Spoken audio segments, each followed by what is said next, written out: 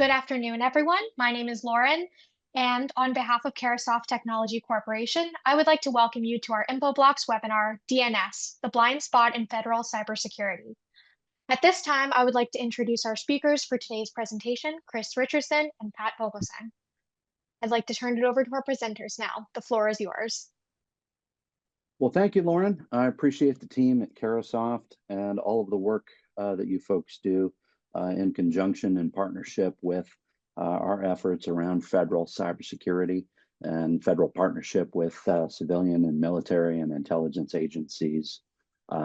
Happy to be here with you folks. We got put this close to Christmas and the holidays slow down and the holiday fun and games and all of that. Then it got moved and you still showed up. And that's the thing I think I'm most thankful for this holiday season. I know that you have a lot on your plates. We appreciate you taking the time to explore these concepts, lean forward, and see how might best can DNS security have a seat at the table in your overall security program and pillars. I'm Chris Richardson, Security Solutions Advisor here at Infoblox Federal. My nickname today is Tiny Tim because I'm thankful for all of the goodness that comes along with using DNS as a compensating control and as a great source of network intelligence. Pat and I thought about singing a men's chorus, but then, you know, let's not take it too far. I am here with Pat, Chris Kringle of Vogelsang, who's our Senior Manager of Solutions Architecture, and definitely appreciate you being here, Pat. If you wanted to say a few words, introduce yourself.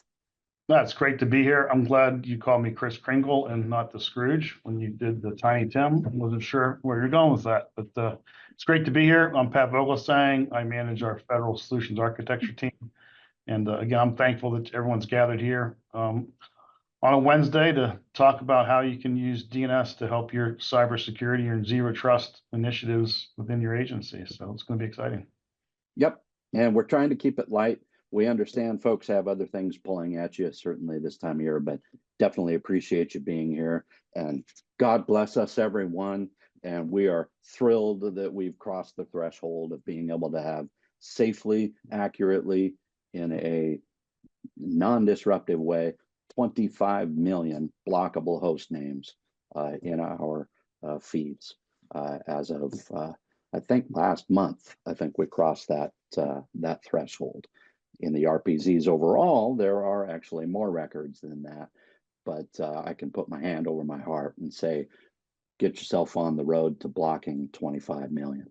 And those are the concepts like that we're going to talk about a little bit today.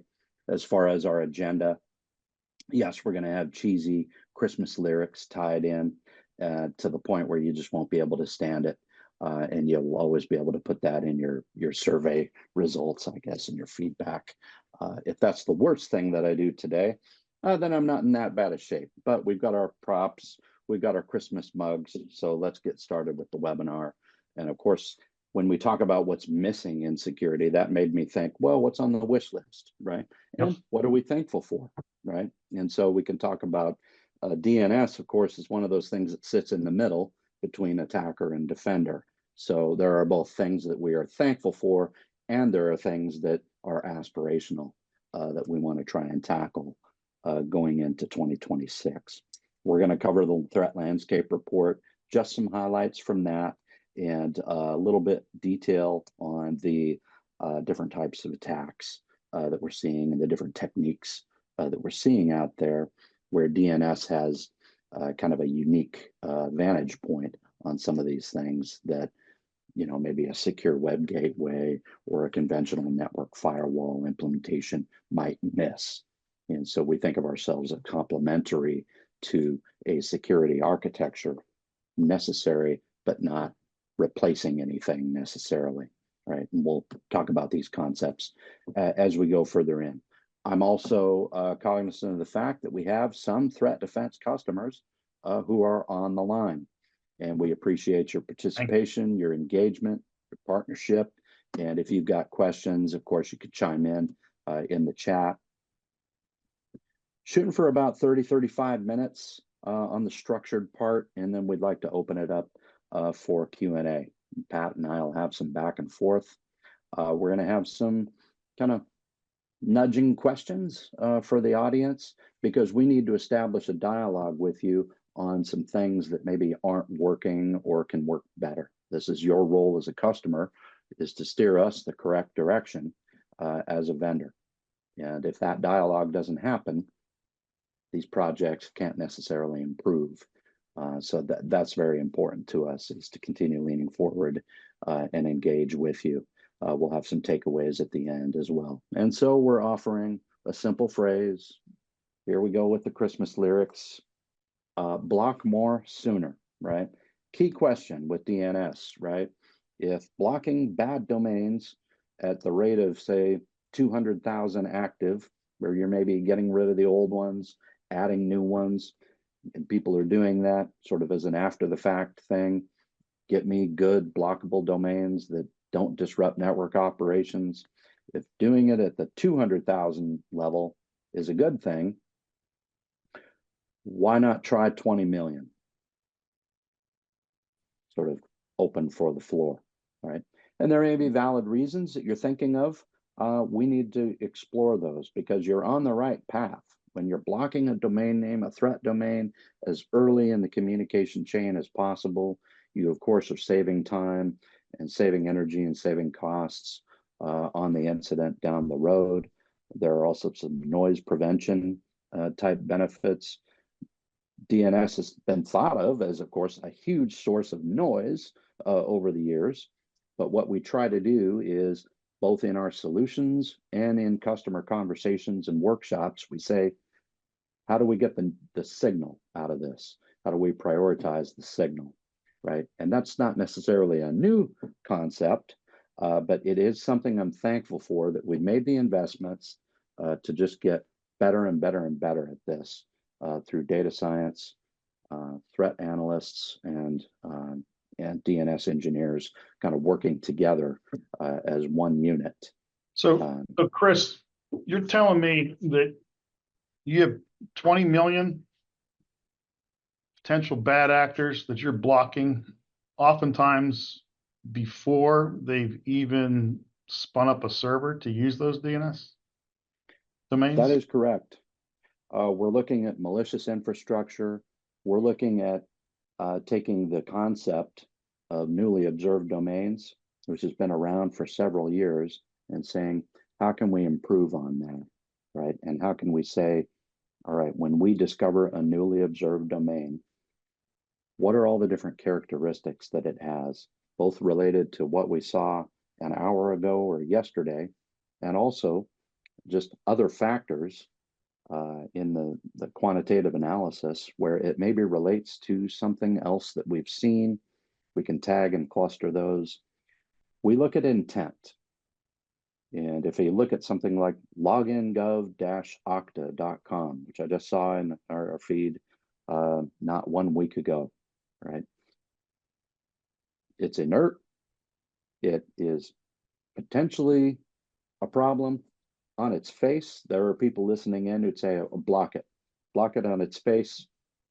Verdict is in, guilty, right? But with lookalike domains and newly created domains, there are other factors we have to look at. And so we are very careful and cautious, but also very deep in how we scrutinize these records on all of the different criteria that we look at. We've built a system that is constantly doing this 24/7. We're looking at about 250 or 300,000 domains that we haven't seen yet every single day. And we're trying to characterize them and watch for changes in patterns over time.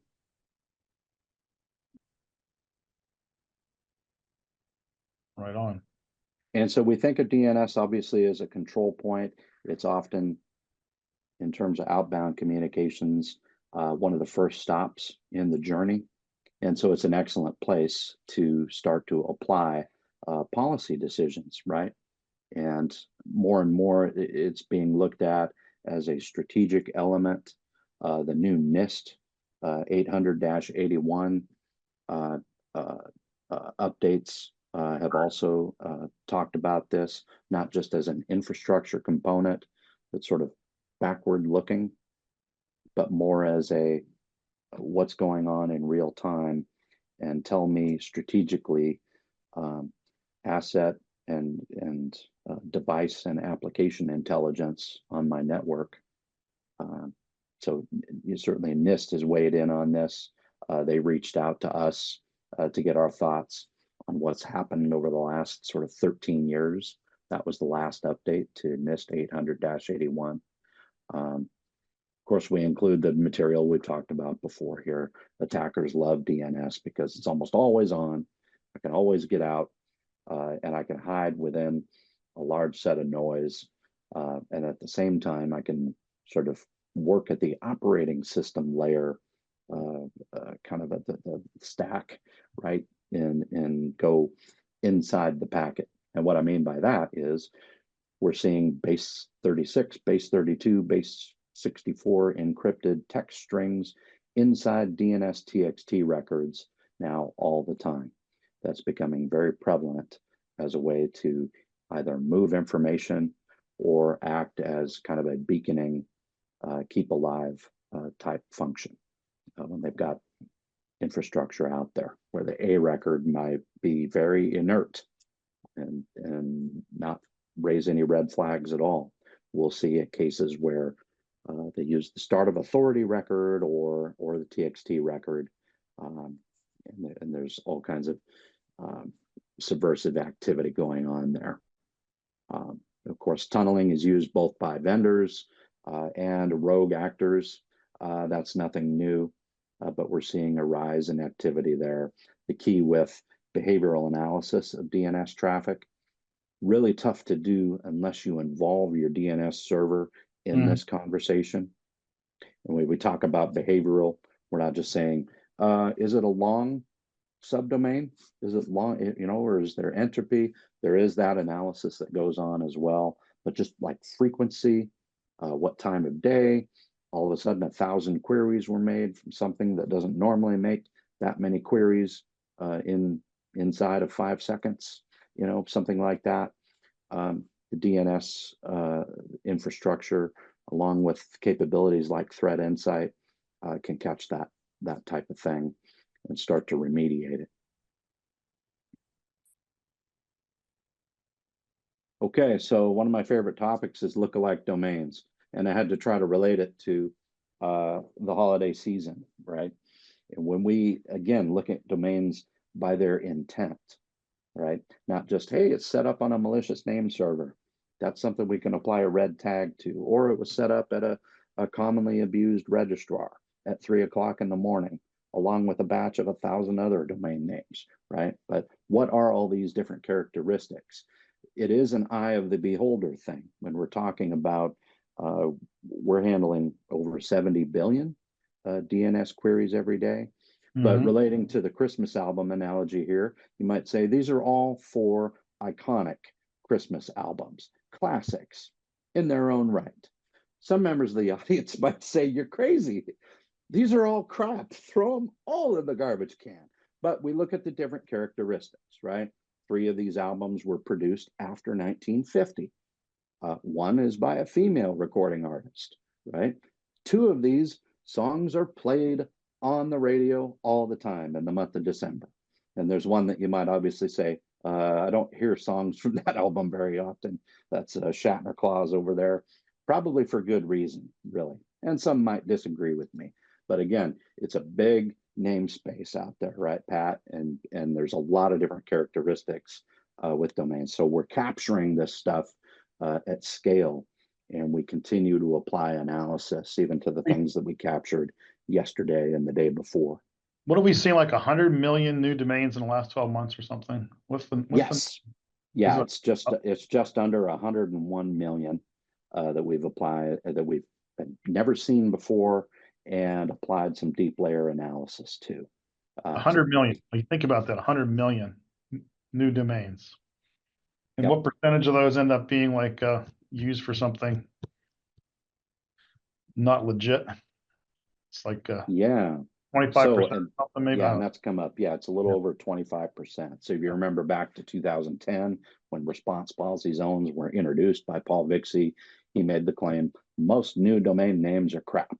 Well, now we're applying some data science rigor to that statement, and it is a big chunk of newly observed domains that end up being crap. as part of an info stealer or malware C2 or a phishing campaign, something like that, right? And we know that as we observe more and collect more and refine our capabilities around research, we're just going to continue to measure that. But that was a question we had for a long time. Of all these newly observed domains, great, fine, we're collecting those, we're keeping them for a while. And then, of course, the cat and mouse game developed. Palo Alto was saying, we'll keep them for 30 days. And the threat actor would then activate on day 31.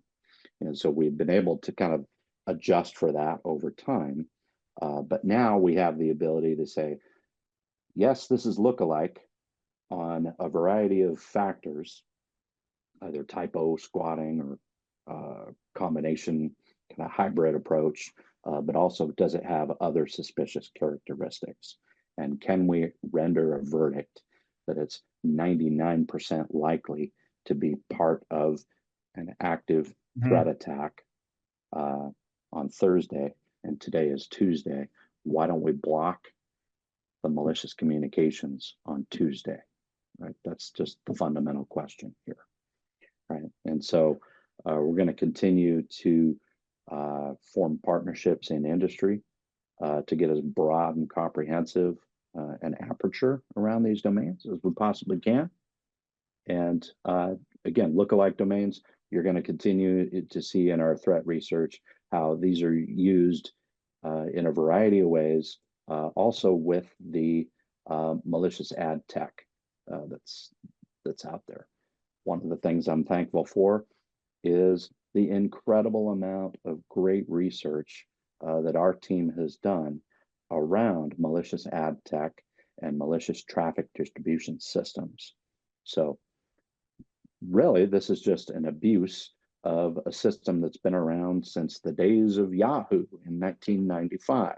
Yep. How do we deliver the right eyeballs to the right location in a resilient, high availability way, right? And so threat actors have set up systems to be able to use this well-defined economic structure to get residential home users or mobile users or users of a certain demographic. The affiliates are ranking the traffic and segregating it out. And then in such a way, these TDS operators often are disregarded from a threat research standpoint by our industry. They have been for years, or they're considered just kind of neutral operators, and it's just their platform. They're not taking part in the abuse.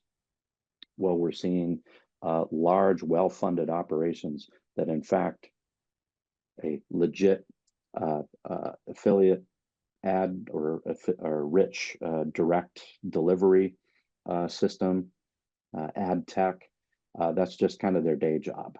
And the actual real customer here is threat actors.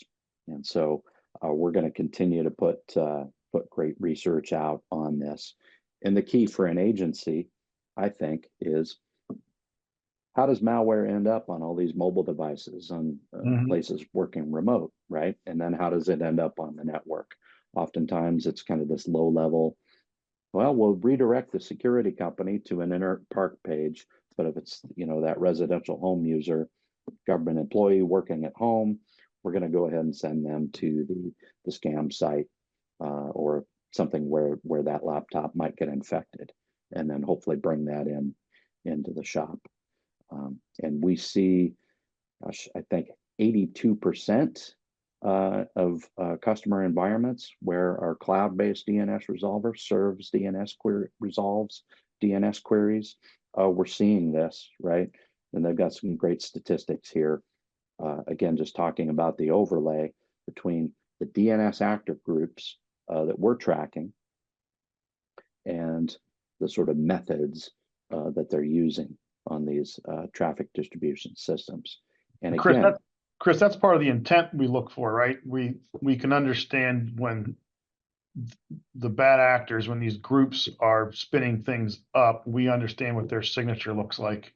And so that's how we're building out the 20 million things you could be blocking before servers are even spun up, right? That's it. And the simplest analogy is really sort of like a new malicious name server is stood up.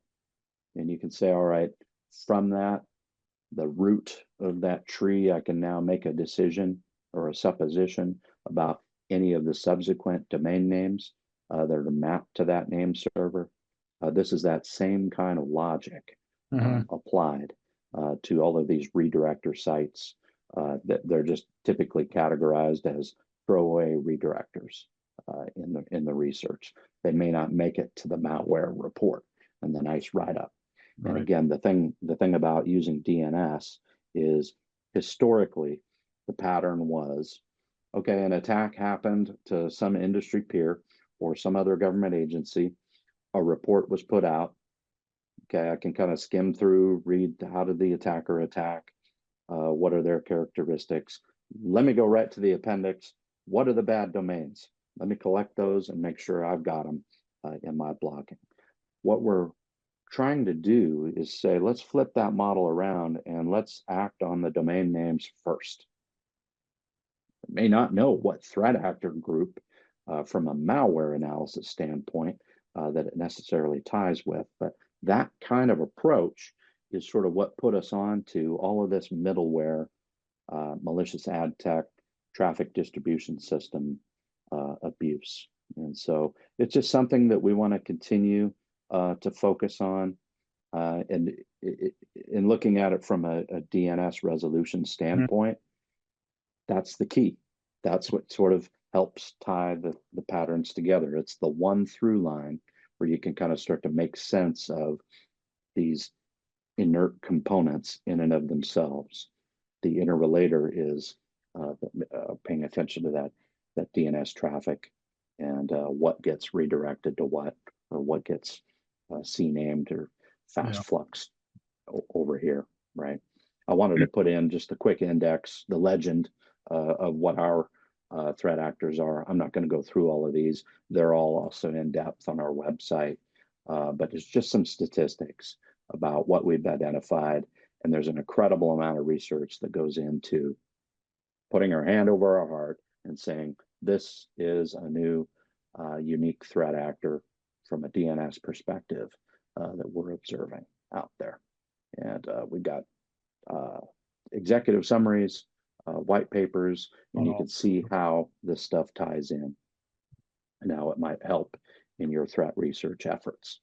I encourage everyone to include Infoblox threat intel, both the indicators that they put out there on GitHub, they're verified, vetted, curated, also, and the resources from a qualitative standpoint, what's going on in the threat space, because there's some unique, I think, distinctive things I could have only dreamed of when I was talking to agencies 10 years ago. So certainly I'm proud of that. As we mentioned earlier, like you said, Pat, we're coming up on 101 million over the course of 2025 on what we've seen. And again, and that's only growing, right? I mean, this is like everything else in the internet. It's just accelerating. Exactly. And ICANN is going to be releasing some new top level domains next year. So there's currently, I think, 1,591 top level domains. Now there's going to be over 1,600. So as that space expands, you can think of that as additional capacity for threat actors to abuse the system, right? But DNS is very good at being able to categorize, okay, there's a root zone, okay, there's a second level domain, okay, there's a subdomain. As a hierarchical tree, it can also control for that in terms of response policy zones, right? And again, we see a little over 25% of the newly observed domains over the course of the last 12 months indeed become threat related. And we often see it days before. And if it's suspicious on Tuesday, you don't need to wait till Thursday to act on it. is the point there. Now, this one bounced right off my head the first time I saw it, because I couldn't relate unknowns to knowns, right? And I just missed it. And it took a minute for me to understand what was going on here, right? The fact that a lot of threat campaigns and attack campaigns are uniquely focused on a particular network segment or on a particular organization is the standard MO. For a long time in our industry, I think it was thought that just the spray and pray, the general threat, that's kind of the MO. And then there was this exception to the rule of all of these little specialty attacks, spearfish, and all that out there. Mm-hmm. The DNS data analysis tells us it's actually the opposite. 95% of these domains were only observed in one customer environment. So this hope for an accidental herd mentality is non-existent, right? There is no, hey, they got attacked yesterday and somehow through the economic ecosystem, I'll be okay today. It'll make it through to EDR, antivirus, or to the firewall vendors, and hopefully I'll be smarter. That inadvertent herd mentality. So this data. Chris, what you're saying is, while I'm waiting for my neighbors to see how they got hit, so I can then put that protection up. While I'm doing that, behind me, there's somebody potentially that's targeting me, and I'm not paying attention because I'm too worried about what's happening to others when I should be focusing on myself, which kind of brings you back to why lookalike tracking is so important, and monitoring lookalikes for all your domains. And going back to your original point at the beginning, why, if you're going to block 200,000, why not block the 20 million and catch the one guy that's coming after you? Yeah, that's exactly right. Okay. And it emphasizes the fact that you have to be earlier in terms of the communication cycle, right? Makes sense. That's really it. You can't count on, oh, it'll eventually make it to the browsers for URL blocking or something like that. It just underscores, I think, the need to be as proactive with the scrutiny of our outbound DNS traffic as we possibly can, right? And we also see an increasing number of domains out there, which at first glance seems to be a park page. There was a report we released just last night. I've got the link in there. We'll make sure that we get these in the chat for folks as well. It's a scotiabank.com lookalike. It could be a Pentagon Federal Credit Union lookalike. There's no reason why they couldn't abuse that brand in the very same way. But a quick kind of glance, it says, it takes us to an inert park page. That park page is actually owned by one of these malicious ad tech operators, right? And they're using that to their advantage to say, well, what type of traffic is coming to this location? And I'm immediately going to redirect them to an inert site, or I'm going to present, malicious code to download, or a phishing landing page, something like that. So it's actually kind of an interesting story. I was just familiarizing myself, so we'll have more information on that. That was just posted last night. But the key point being, when you say, I want to block on a domain, are you blocking on every DNS record type? If it's good enough to block on a record, is it good enough to block on all the DNS records? Because we know threat actors look for the seams, and they're hoping that, all right, a record, the IP resolution, you got me, fine. You'll leave it alone, and I can still operate out through the DNS TXT record. And we're going to have more research that comes out on that topic. And again, more stats here to stuff into the Christmas stocking and then under the tree. It's just an incredible body of research that I'm thankful for. And what's missing, take advantage of it. Even if you're not running Infoblox gear at all, please do include Infoblox Threat Intelligence as one of your research resources in your toolbox. Another thing that I'm thankful for, of course, is context and richer asset insights, right? And we had this conversation in a security workshop last week. Is dropping packets to be the end of the conversation? Or is there more here in terms of network telemetry and network intelligence that we can help out with, right? We're seeing the agencies that have engaged threat defense turning on the data connector and getting the DDI data, that authoritative IPAM, DHCP lease history, out where it needs to be. And we've done an incredible number of bidirectional integrations that are supported lately. So that, that's good to see as well. And then, of course, it's the asset insights that we really want to focus on in 2026.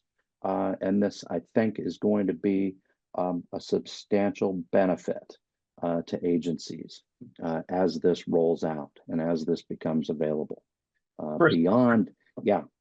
This is also important for IoT and OT type devices as well, correct? Yep. Equally important to understand, because sometimes that can be a threat vector. Yep. And one of the key takeaways here is to talk to your Infoblox account team about universal DDI.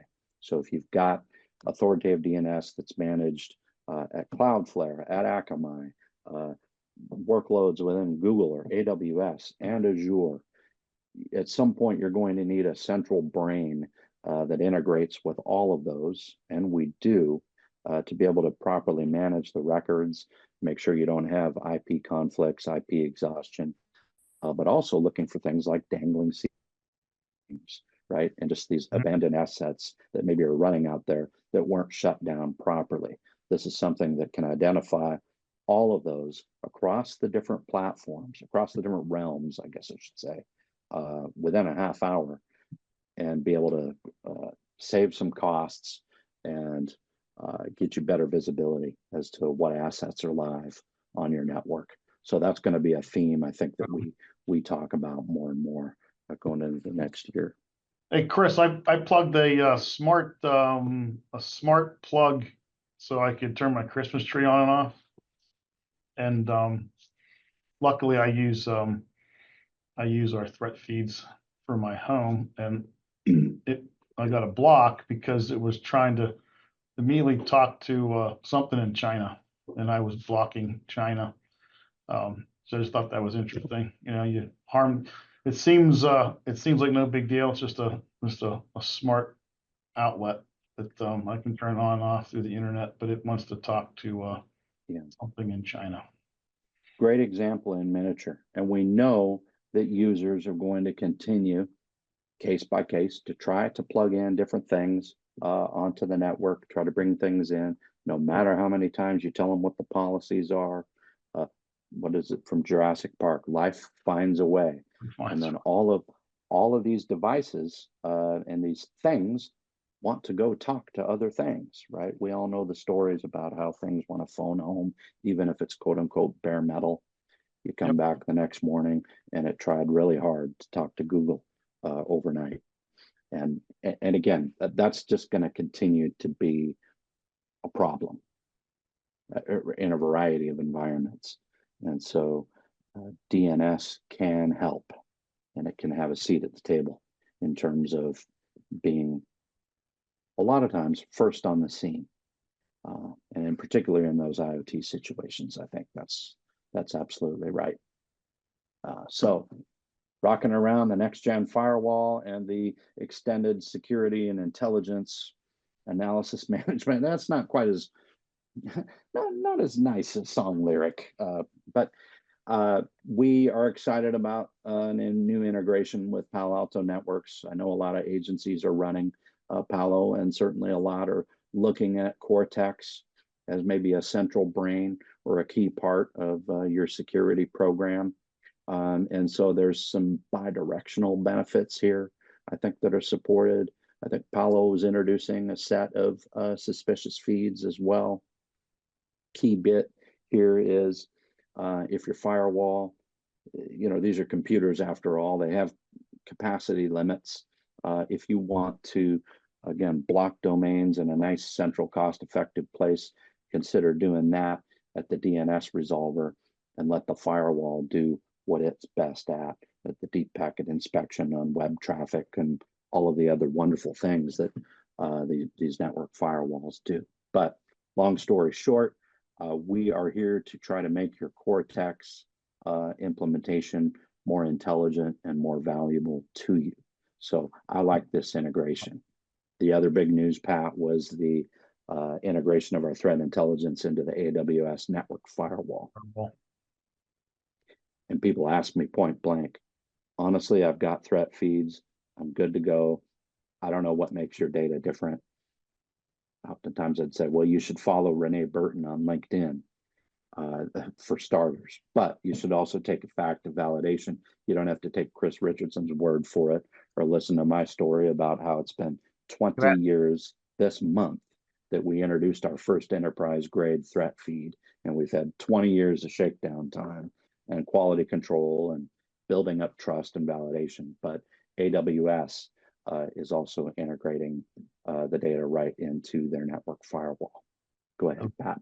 Well, as well as Google too. Google's trusting it as well. That's it. With their solution as well. Yep. Google Armor DNS, exactly. So one of the key things, again, that we're happy for and we're thankful for, but also missing because it's not getting adopted enough out there in the market is zero-day DNS. So this is, if you will, the next generation of newly observed domains. What it says is we're going to every new query outbound that's coming to our cloud DNS resolver, if it's a cache miss, right, we're going to apply 2 tests. Is it new to you in the last 60 days, hasn't been seen in your traffic, and is it new to us? If it passes those 2 tests, then it's kind of an interesting sort of event. In and of itself, that doesn't make it malicious, but we immediately segregate it out, apply the other 17 tests. Is it at a commonly abused registrar? Is it at a high score, top level domain? Is it related to threat actor infrastructure that we know about? And all of those other criteria that we apply. We say, again, based on intent and based on the case that we can prove right in that point, let's take action on it in 5 minutes. Now, for federal agencies who use threat defense on-prem, this is, yes, a cloud resolver capability. You don't have the direct benefit of it, but you have derivative benefit in the sense that all of these new, never seen by the customer, never seen by us domains, they're captured up, and oftentimes they end up being tagged as highly suspicious. And so even though it wasn't your traffic that was the source on it, you still get the derivative benefit because these will be included in our suspicious feeds within 2 or 3 hours, typically. And so agencies are starting to see that. Yeah. That all sounds great, and I love it. But what if you block something I don't want blocked? Right. False so yep. Yeah, and that is a great point, right? We have some agencies that said, yeah, I want to do secure DNS and I forward up to CISA protective DNS, but my concern is turning on too many feeds is going to simply disrupt network operations, and there's going to be that 1 in 100,000 that ruins everybody's day. Right now, Infoblox is running at about 1 in 150 million that are even noticed outside of our own quality control that we do. And that one will typically be impactful for less than 10 minutes. The key with false positives is 2 things. Number one, they're going to happen, and anybody who tells you 0 is just not being intellectually honest, right? They're going to happen. 2, it's how you respond. It can be a forcing function for teams to better coordinate. You can practice on these things. And the third most important thing is when you're talking about actioning malicious domain names in a DNS resolver, rule number 1, we even call it rule number 0, is to have a well-governed allow list.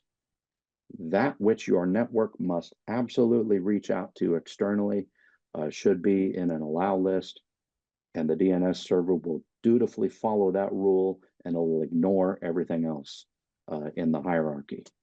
And that's a key point there, Pat. So, And you so, might have had some things to say about that. well, so if my query gets blocked, you're saying then should be relatively easy to build a process that allows that to be put into my allow list, which then bypasses the block rule, and now the traffic goes through. And then I can still log it though, right? So can I still I can still know that those queries are going out. And then I can feed that information back to Infoblox too, correct? Yeah. And then we'll do more research on it. That's it, exactly. We have a feedback process. We can always say, yeah, if something is being blocked because maybe the A record IP was actually added to the RPZ, and that A record IP serves 100,000 domain names out there, legit, gray, and malicious. And I'm always very hesitant to be putting IP addresses into RPZs, but you can absolutely have an allow and log. And my classic example is the .su top level domain. Really should have been shut down 34 years ago. It's the Soviet Union's top level domain. However, some people need to resolve that for legit research. You can certainly set that rule on network segments. I think for most federal agencies, they ought to do star.su, and you don't have to take my word for it. You can apply allow and log and just see for yourself over the next 7 days, how might we be interacting with .su? What were those events? Let's scrutinize those a little bit. Yeah, all of that is crap. We can just safely shut off that corner of the internet and be perfectly fine. So it's a good topic to talk about. We lean into this topic. I know I'm happy to sort of take any questions on it, because it is something that Infoblox first and foremost is about high availability of critical network services, right? That's in our wiring, it's in our DNA. And so that rule, that philosophy, that MO applies over into our data science rigor and our threat intelligence analysis rigor. And that's what I'd like to see over time. I think that's been a great, positive development. Other quick point to kind of touch on is in my days managing the Shared Cybersecurity Services program for CISA and federal civilian agencies, we were always looking for a way, what's a quick way that I can kind of do a cross comparison real time of my traffic outbound against your newest identified suspicious and malicious domain names, and then give me a pretty report on that. Well, that's exactly what the Infoblox Inspect tool is. Within a half hour, it generates a report. What this tool actually does is it says, look, let's see if you can get out, if you can resolve this particular set of 10,000 domain names. Now, agencies, again, this is a topic we sort of like to try to take head on, right? I have heard the response. For 25 years, my bedrock rule, I do not run executables from vendors, and I don't negotiate with terrorists, right? And the sun always comes up in the east, and that's understandable, right? The other issue is what we want to try to figure out is how can we work with you? Can we deliver the scripts so that you can go run it internally? Maybe you want to keep the results to yourself, have internal conversations, and you don't want the results floating around. I understand that too, but the number one response that I've got to, would you like to run the inspect tool and get a report within a half hour to see, I'll take a laptop that's in production with all of the EDR that's running on it, the different things that maybe all the vuln scans that you've got going on it, and see with your current security architecture, can you get out to these domain names? Silence. And that's my biggest challenge. Chris, right? by the way, this is it's also a good way that if you have tools to assess, are you using your tools wisely, and are you blocking what you think you're blocking? And it's just a great way to help if you have Infoblox or other tools that you believe are providing protection, it's a great way to see if they are. And then that's a good reason to go back and look at your allow lists, look at your block lists, look at the feeds you're using, look at what order you have the feeds in, because that stuff all matters. And this is a great way to just take a look at what you're doing and making sure you're using what you have to the to the best ability of what you already have. And then if there's gaps, how do you fill them? That's it. It's a good validation tool. Mm-hmm. You know, and we always say, you know, obviously that old trust but verify type of thing. It's always good to go check your security controls, right? And again, even the things like outbound port 53 traffic. What are the rules on the network firewall? That matters to DNS security. That's part of the conversation. The answers to that question cover the waterfront. Like, oh yeah, we check those all the time too. That's kindergarten stuff. We did that years ago. Has it been years since you checked? Firewall rules do change. Things are put into maintenance mode. Things drift over time. You know, again, using these kind of tools allows you to validate some of your existing assumptions and your existing rules and your implementations out there. That's certainly for sure. So I'm of course welcome all of the efforts to say, oh, let me pull you aside and explain to you how the world really works and why we can't do something like this with no obligation, right? Chris, we're at 10 minutes, by the way, just to go. Yep, you bet. We invite all federal agencies and our partners in the space to check out some type of capability. If it's not the inspect tool, then it's maybe do an evaluation of the solution and take in the threat intelligence in a variety of formats. I'm happy to get somebody a flat file, a thin CSV, defanged of some of the latest suspicious domain names or lookalikes that we're seeing, so you can cross-compare the traffic. Let's have that dialogue. Reach out to your account teams too. So we talk about deny the adversary, right? The old hunt, block, kill kind of approach from years ago. DNS is still very relevant to these conversations. It's going to continue to be a default allow protocol.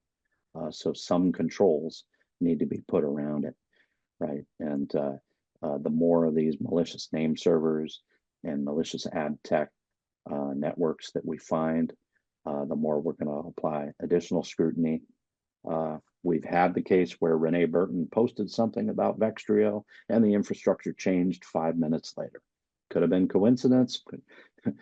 Most likely it was because of her post. They're certainly paying attention to what we're doing. So we're going to continue to have to invest in the capabilities and research and development and our own infrastructure and our own tactics on how we go catch this stuff. There's just a lot going on in the space. And again, that point on allow list governance and what is our response plan, either in the user interface or in one API call. If we have a troublesome domain name that apparently is being blocked and shouldn't be, can we resolve that within 10 minutes? Can it be added to the allow list within 10 minutes to then go figure out later, right? And no disruption to network operations. And again, that final question, if we're happy at 200,000, why not try 20 million or get yourself on the road to 20 million? A lot of the agencies we work with, if they're running DNS servers that have capacity to block 8 million in a response policy zone, go with the 8. Take that order of magnitude level of improvement. And that's something you can talk about in both the tactical and strategic sessions, right? We have a lot of educational material.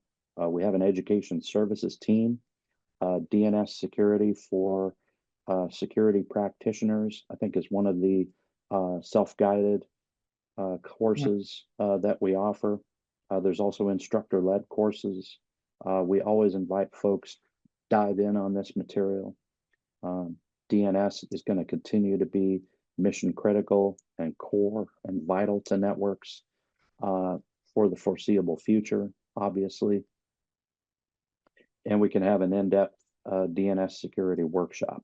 We've done this both for customers and non-customers, just so people can kind of level set and get a where are we type of approach, right? And set a baseline. Thanks, Chris. Happy holidays. We don't have time for a men's chorus. I know everybody was really hoping for that, that Pat and I could break into song, but we had a lot of serious content to cover. Always appreciate everybody's participation. Let's go ahead and open it up for the questions and answers that might be out there.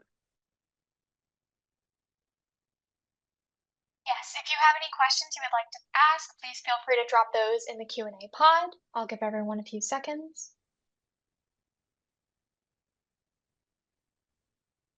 Chris, I was on with a customer this morning and they were stressing that they have zero trust and they have their ICAM policy and feeling pretty solid. And we were in our discussion with ICAM, you can know who the person is, they have the right credentials, we're controlling where they're going.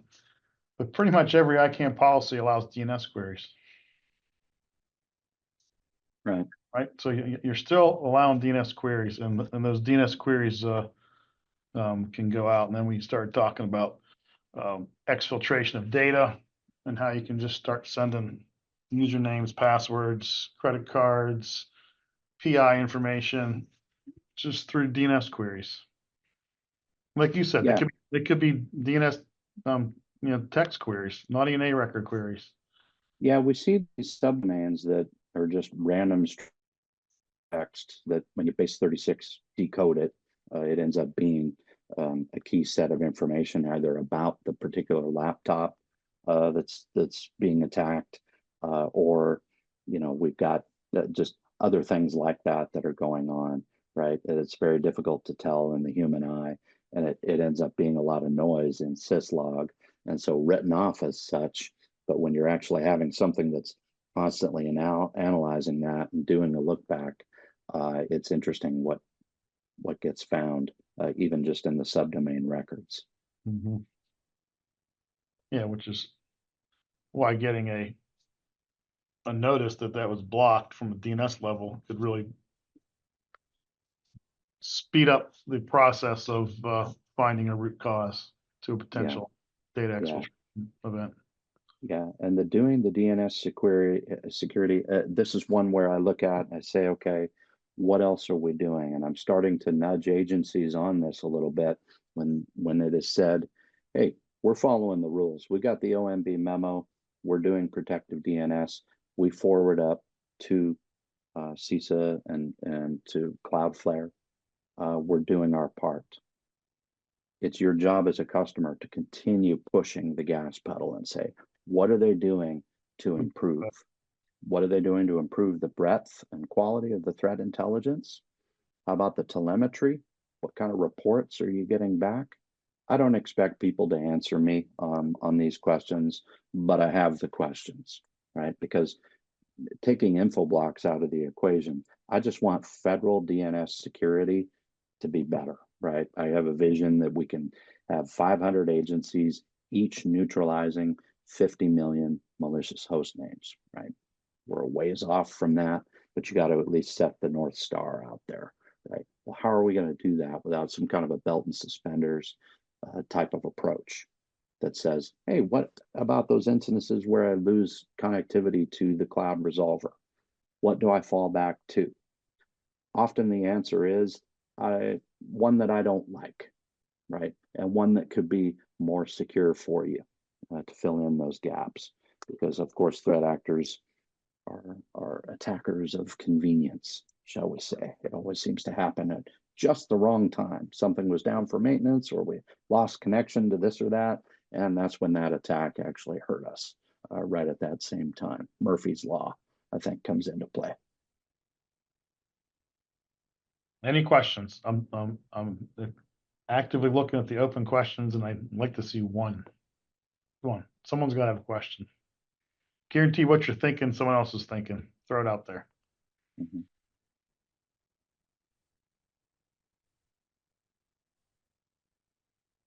Well, I can start us off with one question. How Hmm. does Infoblox Threat Insight differentiate between legitimate and malicious DNS traffic, especially in high volume federal environments? Yep. So we're looking at the pattern of the queries themselves, right? Beyond the reputation of the intended location that's getting queried externally. We're actually just looking at patterns of queries, right? The simplest explanation is the NX domain spikes report. That's sort of where this began, was you can go into NIOS, into the reporting capability and say, what are my top 10 devices that have generated the most NX domain responses in DNS today? Either that's fat fingered code, or that is something that is trying to get out to a domain name that doesn't exist or doesn't exist yet. It's an indicator. That's all. But it has typically led people toward a jackpot of, boom, I found something there. The behavioral analysis says those are really odd patterns of DNS queries at 3 o'clock in the morning for a device that typically doesn't do that. It might be a multifunction printer on the network, something like that. So Threat Insight takes that data, and it also basically imports algorithms into our NIOS operating system. And it says, okay, I'm learning from what I'm seeing on other networks and analyzing other traffic. And these algorithms or rule sets basically are able to protect other customers. And you're able to capture things like odd data exfiltration or rogue tunneling and things like that. Perfect. Well, thank you so much to our speakers, Chris and Pat, for being with us this afternoon, and to all of our participants who joined us today. We hope this webinar has been helpful for you and your organization.